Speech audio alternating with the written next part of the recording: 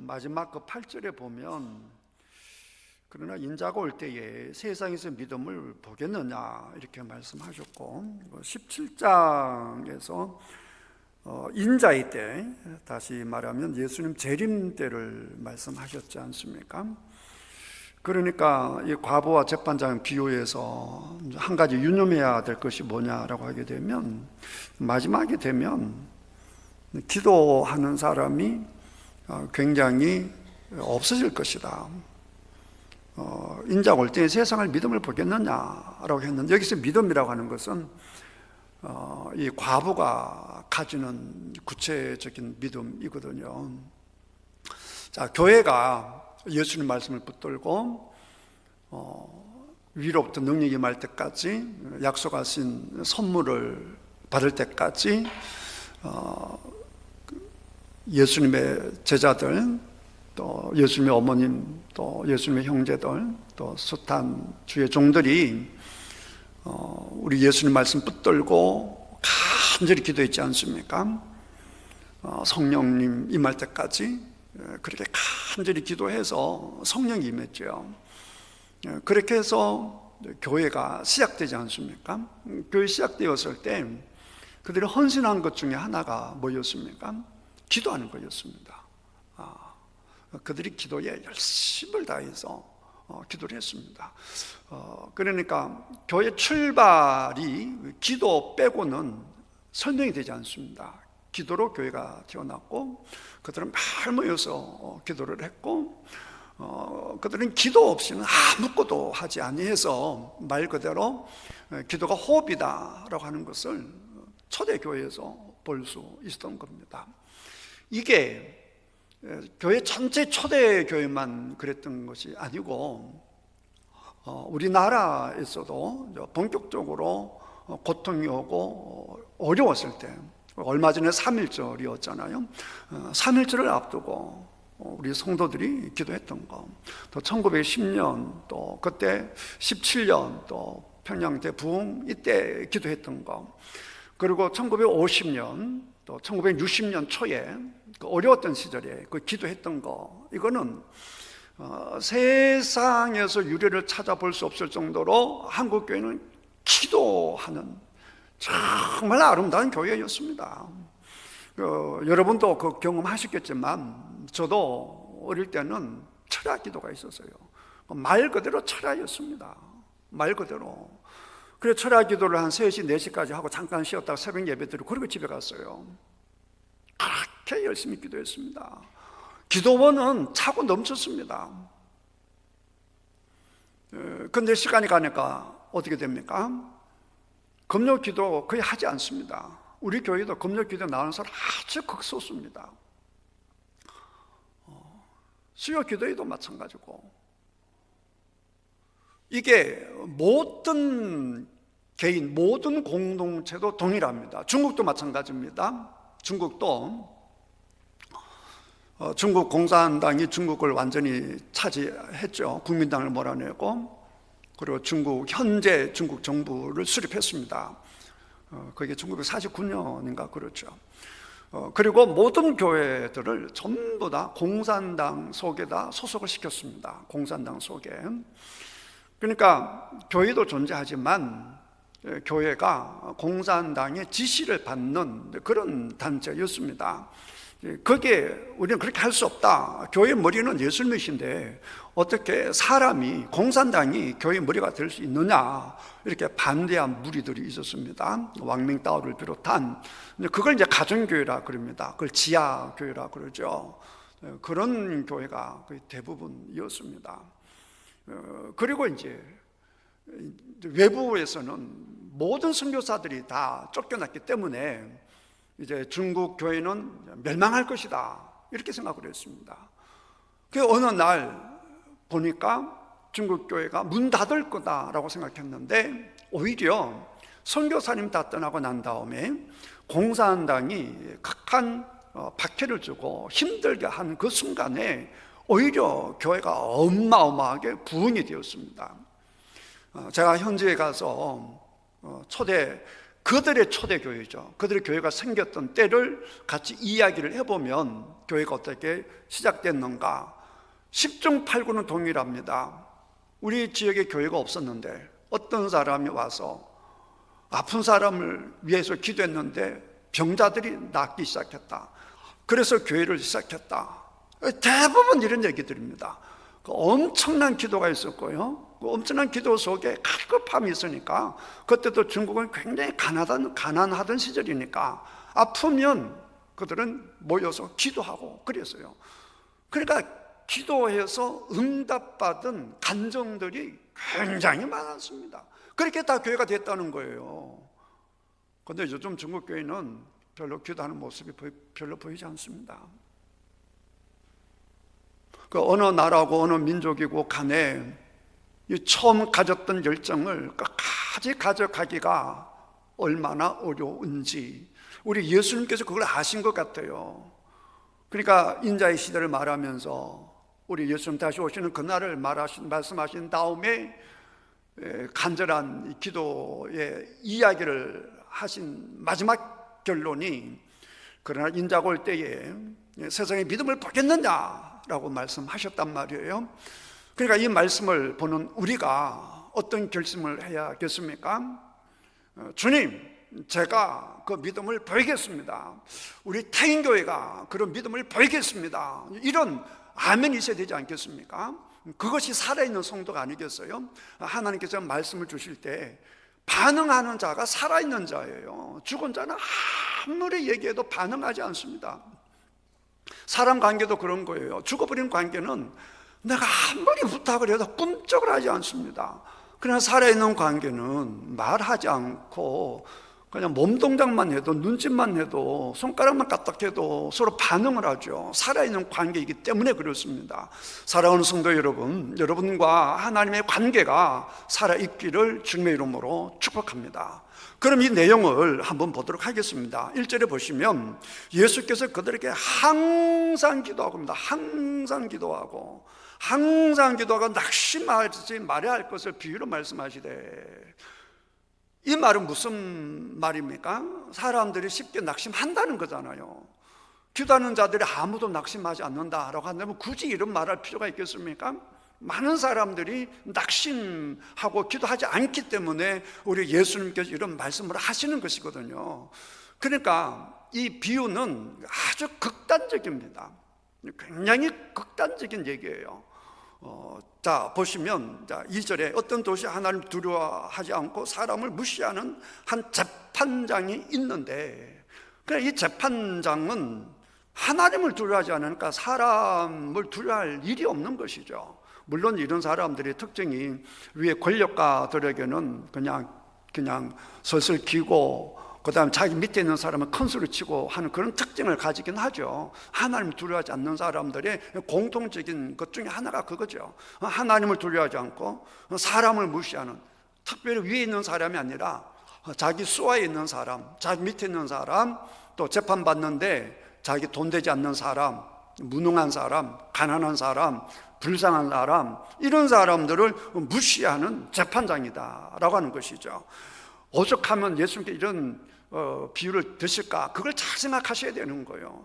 그러니까 아주 못된 재판장이라는 그것이죠. 자기만 아는, 자기만 사랑하는, 자기의 이득이 되면 하지만 자기의 이득이 되지 않으면 손가락 하나 하지 않는 그런 재판장이라는 거잖아요.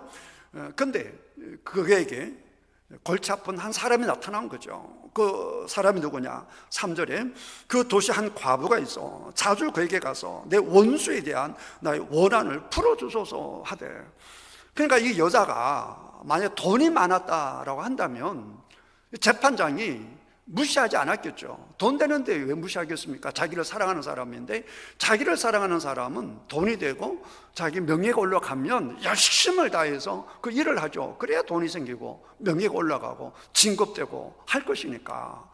근데 이 여자에게는 돈이 없는 거죠.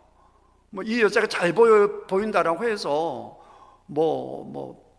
대법원장이 되고 검찰청장이 되고 그런 건 아니란 말이에요. 그러니까 무시하는 거죠. 그런데 이 여자는 가진 것이 아무것도 없잖아요. 가만 문맥을 보면 이 여자 가정 딱 하나 있습니다. 못된 성깔, 그리고 지치지 않는 열정. 이 나쁜 재판관이 자기를 사랑하듯이 이 과부도 지극히 자기애가 강한 사람이에요. 불의한 재판관이 남을 고려하지 않듯이 이 과부도 남을 고려하지 않는 사람이라고 볼 수 있어요. 여러분 같으면 절대로 이렇게 하지 못합니다. 자존심이 상해서도 못하고 창피해서도 못하고, 또 여러분들은 마음이 좋기 때문에 내가 저 바쁜 양반을 괴롭히면 안 되지. 여러분들은 목사가 하나도 안 바쁜데 우리 목사님 바쁘시니까 그러면서도 신방도 요청하지도 않고 막 그러잖아요. 그리고 생각해 보세요. 목사님 바쁘신데 이렇게 말씀하신단 말이에요. 그런데 담임 목사도 목사님 바쁜데, 하나도 안 바쁜 목사인데 우리 목사님 바쁘신데 뭐 이러면서 요청하지 않는데, 한번 생각해 보십시오. 이 여자는 보통 여자가 아닙니다. 여러분 같으면 절대 이렇게 못합니다. 이 정말 남을 고려하지 않는 사람이에요. 남을 고려한다면 이렇게 할 수가 없죠. 내가 재판장이 불의하든지 불의하지 않든지 간에 어마어마하게 바쁜 사람입니다. 여러분 지금 재판장 엄청 바빠요. 엄청 바쁘다고요. 과로사에서 몇 명이나 죽었지 않습니까? 판사. 그만큼 바쁜 거. 옛날도 마찬가지입니다. 인간 사는 세상은 언제나 문제가 많기 때문에 재판한 사람은 더 바빠요. 그래서 저 바쁜 양반을 내가 돈도 안 되는 사람이 내가 괴롭히면 되겠나? 보통 이러고 만다요. 한 번 정도는 갈 수 있겠죠. 너무 억울하니까. 워낙 갚을 길은 없고 누구에게도 하소연할 데가 없으니까. 그래서 한 번 정도는 여러분 갈 수 있을지 몰라요. 갔는데 재판장이 눈을 부릅뜨고 어디 당신이 나한테 왔냐고, 정식으로 순서를 밟든지 돈을 갖고 오든지 해야지, 이렇게 딱 한마디 하면 아마 여러분들 같으면 저라도 아마 아이고 무섭다 그리고 다시 안 갈 거예요. 근데 이 여자는 이 원할 풀어주소서 자주 거기 갔다가 자주 가있다. 그것도 4절에 그 얼마 동안 듣지 아니하다가 후에 속으로 생각하되 내가 하나님을 두려워하지 않고 사람을 무시하나 이 과부가 나를 번거롭게 하니 내가 그 원을 풀어주리라. 그렇지 않으면 늘 와서 나를 괴롭게 하리라. 그냥 안하무인격인 재판장인데, 이 안하무인격인 재판장이 무시할 수 없을 정도로 이 과부는 골치 아픈 사람이죠.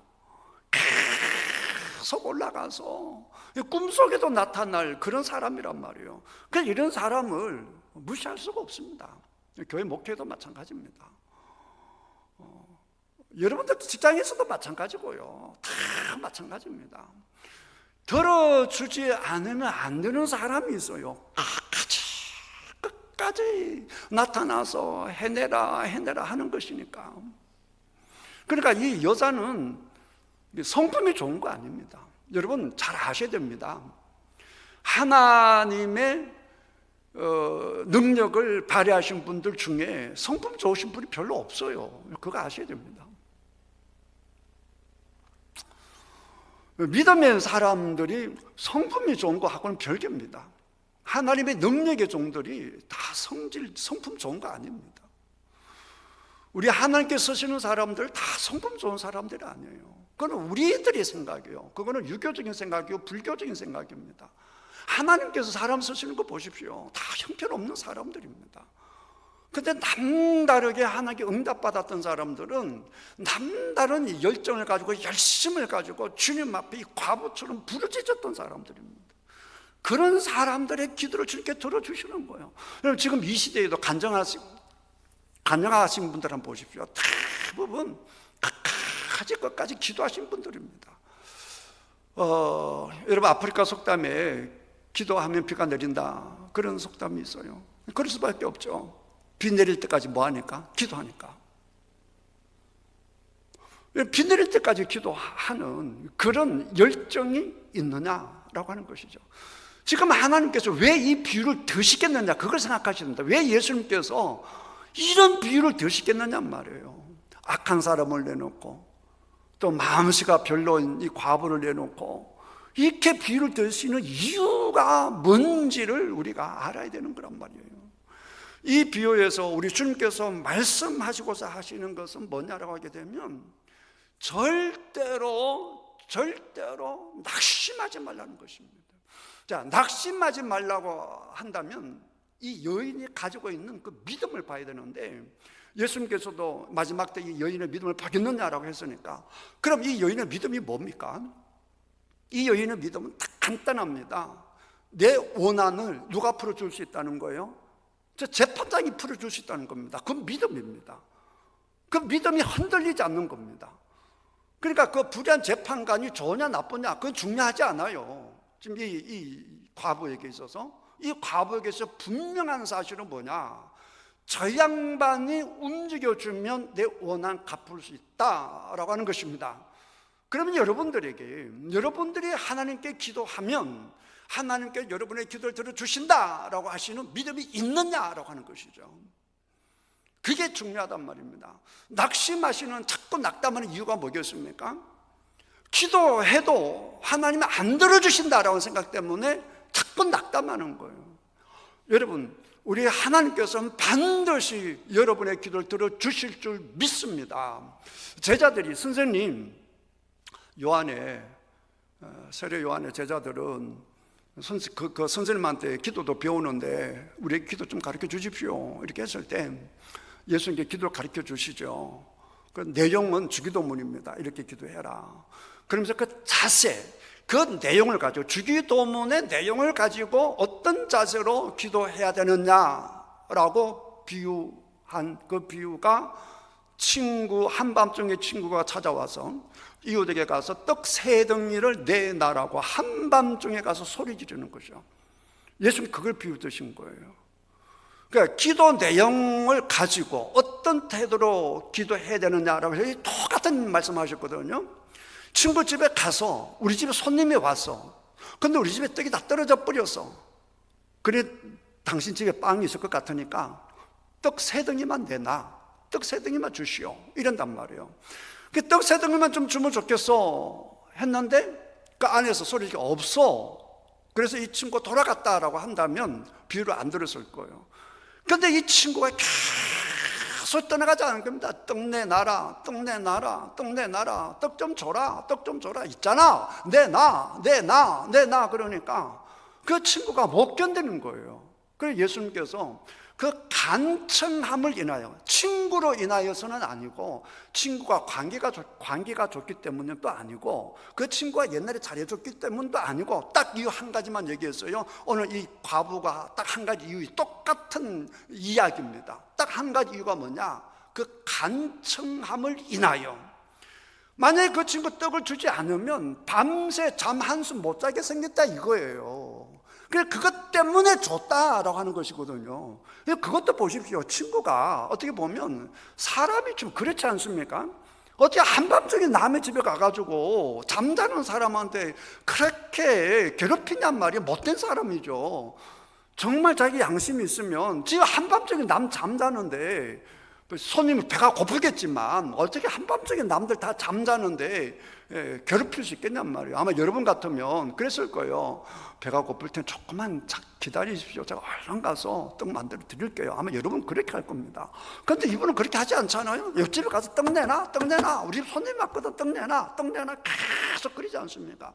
그래서 간청함을 인하여 줄 것이다. 그러고 나서 우리 예수님께서 하신 말씀이 뭐냐라고 하게 되면, 찾아라, 두드리라, 구해라, 그걸 말씀하시는 거예요. 그러고 나서, 그러니까 찾는 자가 찾아낼 것이고, 구하는 자가 얻을 것이고, 문을 두드리는 자에게 열릴 것이다.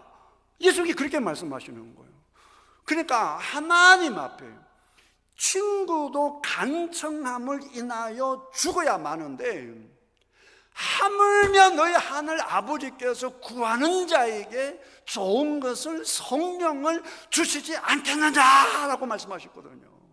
바로 그 자리에서 구하라, 찾으라, 문을 두드려라, 그걸 주님께서 말씀하셨다고요. 누가복음 11장 가면 그 내용이 나와 있는 거예요. 똑같이 지금 18장에서 우리 예수님께서 말씀하고 있는 것을 볼 수 있습니다.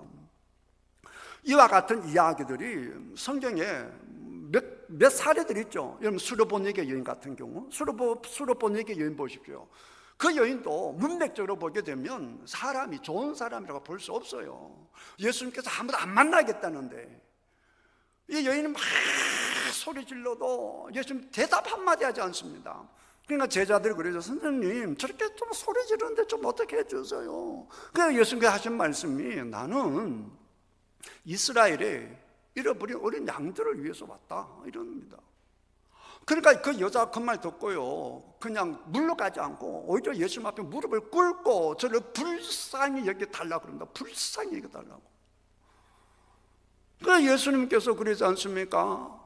아예 떡을 개에게 던져주는 것이 옳지 않다고 얘기하잖아요. 그런데 그 여자가 뭐라고 그럽니까? 맞습니다. 그렇지만 개도 부스게 먹지 않습니까? 그래요. 그러니까 무슨 말을 해도 돌아가지 않고 수로보니가 믿었던 믿음은 딱 한 가지죠. 예수 저분이 좋은지 나쁜지 나 그건 몰라. 분명한 게 딱 있어. 그게 뭐냐? 흉악한 귀신 들린 내 딸을 살릴 수 있는 유일한 분이 저 예수님이라는 거예요. 그 믿음을 딱 붙잡고 나는 조롱당해도 괜찮아, 멸시당해도 괜찮아, 내 딸을 살릴 수 있는 분은 예수님밖에 없으니까 나 물러가지 않을 거야 하는 거라. 떡떡떡떡떡 내놔라고 하는 거나 내 원한을 풀어주세요, 원한을 풀어주세요 라고 하는 것이나 다 똑같은 얘기잖아요. 우리 예수님께서 마지막에 예루살렘 올라가시기 전에 가기 직전의 동네가 여리고거든요. 그 여리고에서 바디메오 이야기 있지 않습니까? 바디메오가 길가에서 구걸을 하고 있는데 예수님 지나가는 소문 듣는단 말이에요. 그 예수님께서 숱한 소경의 눈을 떠줬다는 얘기 들었잖아요. 그러니까 막 소리 지릅니다. 소리 지르니까 앞서가던 사람들이 야 조용히 해! 막 꾸짖어요. 꾸짖지만 이 바디메오의 믿음은 딱 한 가지가 있습니다. 그 믿음이 뭐냐? 저 예수님이 내 눈을 뜨게 할 수 있다는 거예요. 저 예수님이 내 눈을 뜨게 할 수 있다는 거예요. 그게 다른 사람이 소리 지르는데 신경 쓰지 않습니다. 나사렛 예수여 나를 불쌍히 여기소서 그러거든요. 그러니까 예수님이 불러가서 내가 너에게 무엇 해주기를 원하느냐 라고 했을 때 바디메오가 눈 뜨기를 원합니다. 내 믿음대로 될지어다 그렇게 말씀하셨단 말이에요. 사랑하는 성도 여러분, 이런 얘기들은 전부 다 동일한 얘기거든요. 원한도 뭐예요? 구약 성경에도 한나가 아기가 없어서 번인나로부터 조롱과 멸시를 당하니까 속에 한이 맺혔죠. 우리 한국식으로 말하면 한이 맺혔어요. 원한이 가득했어요. 그러니까 그 원한을 어디다 풉니까? 하나님 앞에 가서 풀잖아요. 막 기도하잖아요. 술 취한 것처럼 막 기도하는데 결국 하나님께 그 원한 들어주지 않습니까? 히스기야 왕도 마찬가지잖아요. 히스기야 왕도 내가 하나님 앞에 잘 살았는데 하나님 왜 나 이렇게 죽으라 그럽니까? 그래 벽을 다 뚫어서 하나님 더 살려주십시오, 더 살려주십시오. 벽에만 집적고 하나님 살려주십시오 하고 물러서지 않잖아요. 그러니까 하나님께서 당장 가서 이사를 통해서 그래 15년 더 살게 해준다. 주님께서 말씀하지 않습니까? 여러분 창세기부터 계시까지 보십시오. 낙심하지 않고 물러서는 끝까지 기도했는데 응답받지 못한 예가 있는가 한번 보십시오. 물론 한두 개 있을지 모르겠지만 그이가 우리 주님께 다 응답해 주셨습니다. 사랑하는 성도 여러분, 여러분들도 이런 믿음으로 기도하시는 여러분들 되시기를 주님의 이름으로 축복합니다. 제가 전문함도 얘기했는데 제가 군대에 있을 때 우리 어머님으로부터 편지가 왔어요. 네 형이 죽는단다, 기도하자. 그 우리 형님이 이제 울산 공고 나와서 용접을 배워서 울산 현대중공업에서 이제 막 용접하는데 너무너무 공부를 하고 싶은 거예요. 너무너무 공부를 하고 싶으니까 우리 형 공부하고 싶은데 그 소문을 듣고 공부시키겠다고 시집 오신 분이 둘째 형수예요. 그 형이 이제 그 직장 그만두고 결혼하고부터 공부하기 시작하는데 공부하다가 몸이 아픈 거예요. 몸이 아프면 요즘처럼 의료보험이 있으면 병원은 겁나지 않는데 그때는 의료보험이 없던 시절이라 병원에 너무너무 무섭잖아요. 그냥 견디다 더 이상 못 견뎌서 뭐 죽을 정도 아플 때니까 딱 동산 의료원을 갔는데 왜 왔냐고 병원을 해줄 수 있는 게 없다고 돌아가라 그런 거예요. 죽는다고. 그러니까 그 어머님이 저한테 장문의 편지를 보낸 거예요. 너 형 죽는단다. 기도하자. 뭐 저도 기도했겠지만 우리 어머님만큼 기도했겠어요? 어머님 누구처럼 기도했겠어요? 이 과부처럼 기도하지 않았겠어요? 불의한 재판관처럼 기도하지 않았겠어요? 하나님, 하나님, 우리 아들 살려주십시오. 우리 아들 살려달라고. 우리 아들 살려달라고. 얼마나 기도했겠어요? 어디 가서요? 뭐 돈이 있어, 뭐가 있어? 어디 가서 하소연하겠냔 말이에요. 하나님 앞에밖에 하소연할 수 없잖아. 하나님, 하나님. 우리 형님 너무너무 건강해요. 지금도 너무너무 건강해요.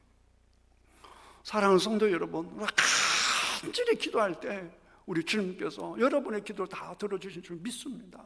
나경일 목사님 직접 제가 얘기 들었잖아요. 나경일 목사님이 죽는다고 막 교회가 부흥되는데 이제 막 암에 걸려서 화석하고 완전히 시체가 다 됐어. 그래서 이제 내일 모레 죽나 보다 해서 금요일이니까 토요일 이제 주일날 곧 돌아가시겠다 해서 이제 당에도 이제 다 장례식을 치를 준비를 하는 거예요. 더 이상 살 기미가 없으니까. 교회에서는 장례식을 준비하고 나경일 목사님께서 이제 죽을 준비를 하고 이렇게 했는데 나경일 목사님 마지막에 드는 생각이 부인을 생각하니까 괜찮겠더래요. 자기도 뭐 이 정도 먹게 하다 가는 거니까 괜찮겠고 교회도 이 정도 부흥되었으면 됐고 뭐 괜찮아. 가만히 해보니까 애들이 너무 어린 거예요.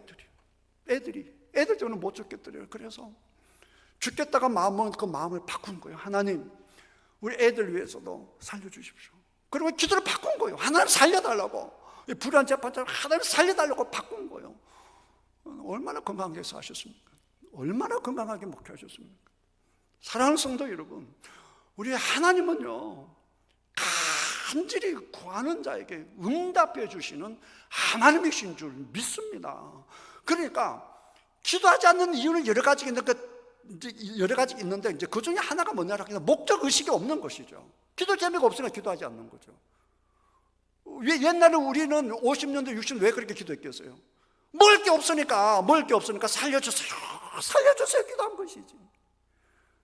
교회가 너무너무 힘드니까 하나님 살려주세요 기도했던 것이지.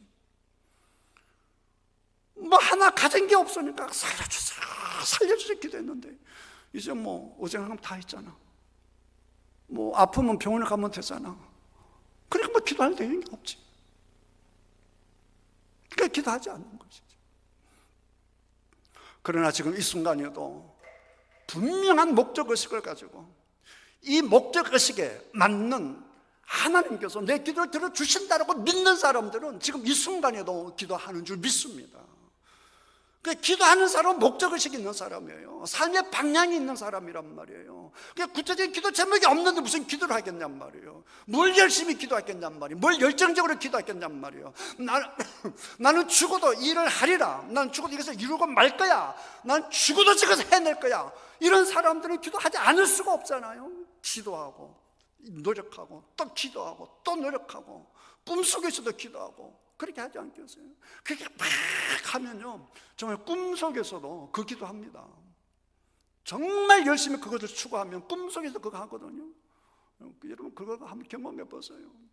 분명한 것은 우리 하나님께서 여러분의 기도를 다 들어주신다라고 하는 것입니다. 오죽하면 우리 주님께서 이런 비유를 드시겠냔 말이에요. 자 6절 보겠습니다. 18장 6절 오늘 본문 6절 주께 또 이르시되 불의한 재판장이 말한 것을 들으라.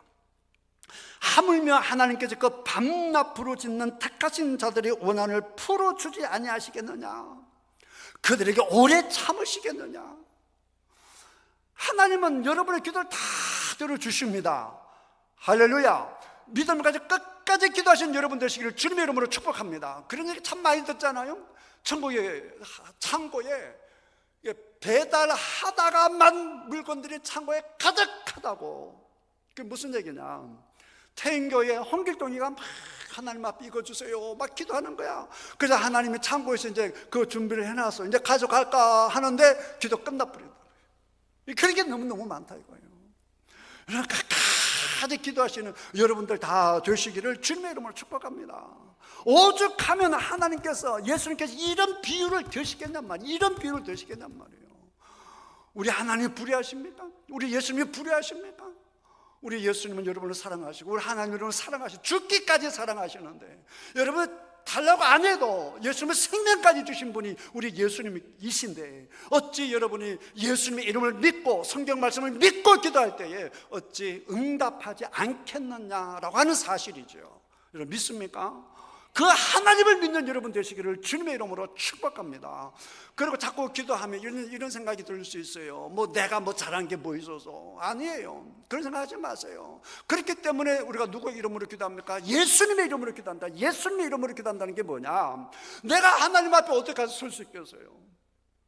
내가 어떻게 하나님 앞에 가서 기도할 수 있겠냔 말이에요. 근데 우리 예수님이 계시잖아요. 예수님 계시고 하나님 앞에 가서 그렇게 말할 수 있는 거예요. 하나님, 예수님 아시죠? 그 예수님이 나를 위해서 돌아가셨잖아요. 날 죽기까지 사랑하신 그 예수님이, 그 예수님이 나를 위해 돌아가셨다. 내가 그만큼 존귀해. 내가 그 예수님의 이름으로, 그 예수님으로 내가 하나님을 알게 됐고 하나님을 믿는데, 예수님이 나를 위해 돌아가실 존재가 난데 내가 예수님의 이름으로 주님 앞에 기도합니다. 그거예요.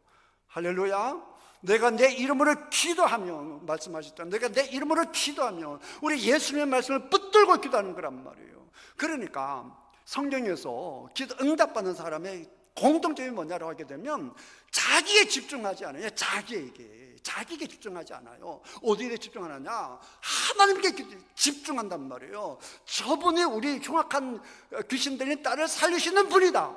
저분이 내 눈을 뜨게 하시는 분이다. 이거 집중하지, 뭐 내가 뭐 거지고 내가 바디메오고 내가 뭐 냄새, 이게 집중하지 않는단 말이에요. 내가 이방인이고 개처럼 취급받는 사람이고 이거 신경 쓰지 않아요. 어디 신경 쓰느냐? 예수님, 하나님께 신경 쓴단 말이에요. 그러니까 여러분들도 우리의 처한 모습은 예수 그리스도 십자가 보여다 덮어버리고, 할렐루야, 예수님을 바라보시고 하나님을 바라보시고 십자가를 바라보시고 하나님을 바라보고 예수 그리스도 이름으로 기도하시는 여러분 되시기를 주님의 이름으로 축복합니다.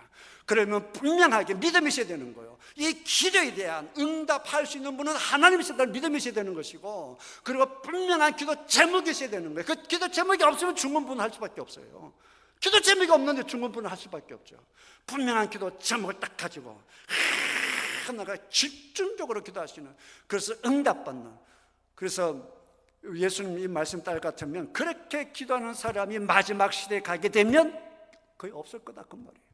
귀할 것이다 그 말이에요. 그렇지만 그렇게 그 귀한 그 시절에 유독 별처럼 빛나서 이 과부처럼 주님 앞에 나와서 하나님 말씀하셨잖아요. 예수님 말씀하셨잖아요. 성경에 약속하셨잖아요. 그리고 하나님 앞에 계속 밤낮으로 주님 앞에 나가게 되면 우리 하나님의 눈에 확 뜨는 여러분 안 되시겠어요? 그런 여러분 다 되시기를, 응답받는 여러분 다 되시기를 주님 이름으로 축복합니다.